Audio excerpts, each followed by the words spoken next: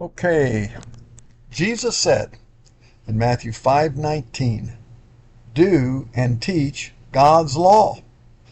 This is God's law number 26, Occultists and Occult Practices.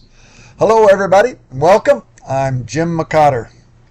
Here is God's law number 26 from God's law book of Deuteronomy. Deuteronomy 18 verses 9 through 14. Quote, do not follow the abominable ways of other nations. Let no one be found among you who sacrifices their son or daughter in the fire as an offering.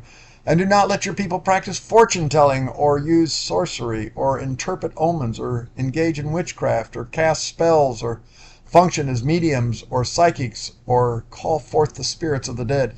Anyone who does these things is an abomination to the Lord. For the Lord your God forbids you to do such things. End quote. The first thing that God forbid was sacrificing your son or daughter in the fire as an offering. Similarly, with abortions today, the term, quote, burn a fetus, end quote, is most closely associated with the saline abortion procedure. Saline abortions are a type of installation abortion that involves injecting a super concentrated salt solution into the amniotic sac surrounding the baby. This hypertonic salt solution pumped into the mother's uterus poisons the baby, and the chemical solution painfully burns the flesh right off of the baby. This method is a modern medical procedure that was not known in the time of Israel, but for people to bless the ancient god of Molech. They would abort their children right after they were born. They were zealous in doing this then, just as today by those who abort their children, continuing to unwittingly please the god of Molech. The child sacrifice god of Molech helped destroy Israel, as it is literally doing again today in America. The Bible makes clear that every wicked deed has an unseen satanic demon god behind it that zealously promotes its death ritual. Burning up children alive was the religious sacrifice to Molech. Molech was a hollow brass statue idol having outstretched arms. The children were placed in the arms of Molech with a hot fire heated up below until the child would be consumed. Loud drums were beaten during this time to drown out the cries of the children. God commanded his people in Leviticus 18:21, you shall not give any of your offspring to offer them to Molech. End quote. It is to be the death sentence for anyone who aborts their child. It is murder.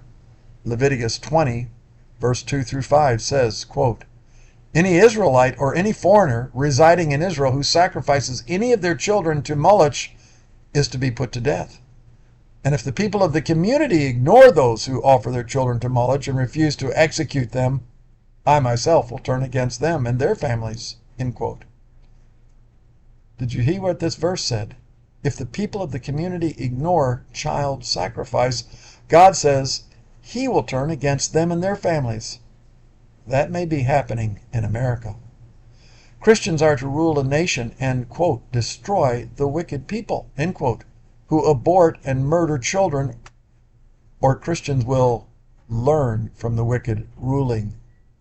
Psalms 106, 34 through 38 says this, quote, God's people did not destroy the wicked peoples, but they mixed with them and learned to do as they did. They sacrificed their sons, their daughters to the demons. They poured out innocent blood, the blood of their own sons and daughters whom they sacrificed. End quote. All children really belong to the Lord, and the day is coming when everyone will know that. Ezekiel 16:20 through 23 says, quote, moreover, you took your sons and daughters, the children you had born to me, and sacrificed them to your gods. Must you slaughter my children? Woe, woe, what sorrow awaits you, says the sovereign Lord. End quote. No one will be spared God's wrath unless they accept God's judgment wrath poured out on his own Son for all our sin on the cross. 2 Corinthians 5:21 says, for God made Christ, who never sinned, to be the offering for our sin, so that we could be made right with God through Christ. End quote.